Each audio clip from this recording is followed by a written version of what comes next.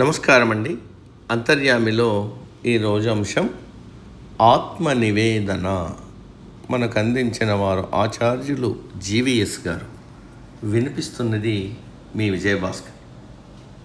పండగలప్పుడో పర్వదినాల్లోనో లేకపోతే తమకు ప్రత్యేకమైన పెళ్లి రోజో పుట్టినరోజో గుడికి వెళ్తుంటారు చాలామంది.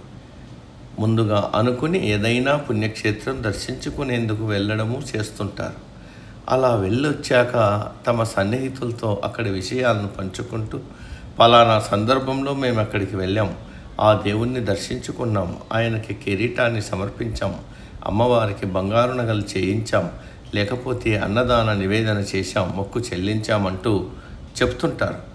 తమ స్వయం కృషితో సంపాదించిన సంపద నుంచి ఇవన్నీ చేస్తున్నట్టుగా భావిస్తారు భక్తులు.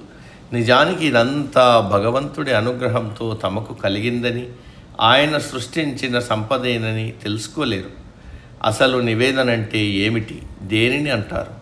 సాధారణంగా భక్తులు భగవంతుడికి సమర్పించే వాటిలో పాలు, పండ్లు, చక్కెర మొదలైన ద్రవ్యాలు ఉంటే దాన్ని సామాన్య నివేదన అంటారు.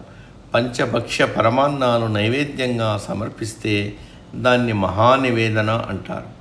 కానీ ఈ ద్రవ్యాలన్నీ ప్రకృతి ద్వారా భగవంతుడు మనకిచ్చినవే. అవే తిరిగి మనం ఆయనకే సమర్పిస్తున్నాం.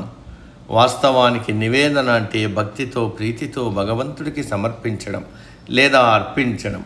భగవంతుడికి ఏం సమర్పించాలి, ఏం అర్పించాలి అని మళ్ళీ ప్రశ్నించుకుంటే నీ దగ్గర ఉన్నది నీకు మాత్రమే చెందినది నివేదన చేయాలి. మరి మన దగ్గర ఉన్నదంతా పరమాత్ముడికి చెందినదే, ఆయన ఇచ్చిందే అయినప్పుడు ఇక నివేదన చేయడానికి మన దగ్గర ఏం మిగిలింది అన్న ప్రశ్న తలెత్తుతుంది. దానికి సమాధానమే ఆత్మ నివేదన. నవవిధ భక్తి మార్గాల్లో 9వది, చివరిది, పవిత్రతను కలిగించేది ఆత్మ నివేదన భక్తి.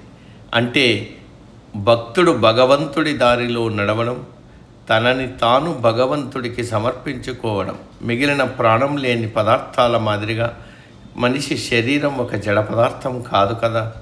పంచేంద్రియాలతో, కర్మేంద్రియాలతో, జ్ఞానేంద్రియాలతో నిర్మితమైన ఈ శరీరాన్ని భగవంతుడికి సమర్పించుకోవడం ఎలా సాధ్యమంటే, నాదేమీ లేదు, అంతా నీదే, అన్నింటా నువ్వే, నేను కేవలం నిమిత్త మాత్రుణ్ణి, నువ్వు ఇచ్చిన ఈ శరీరంతో నువ్వు సూచించిన మార్గంలో నడుస్తూ నీ సేవ చేస్తాను అనుకోవాలి. శారీరక మానసిక వాంఛలను, ఆకాంక్షలను, బంధాలను తృణప్రాయంగా భావించాలి. ఎటువంటి కర్మఫలాపేక్ష లేకుండా త్రికరణ శుద్ధిగా కర్మలను ఆచరించాలి. నిరంతరం పరమాత్మున్నే స్మరిస్తూ, సేవిస్తూ, తనని తాను తెలుసుకుంటూ తనలోని ఆత్మను తెలుసుకోవాలి.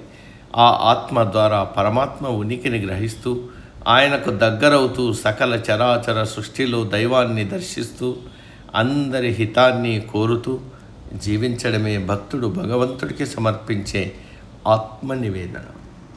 సమాప్తం.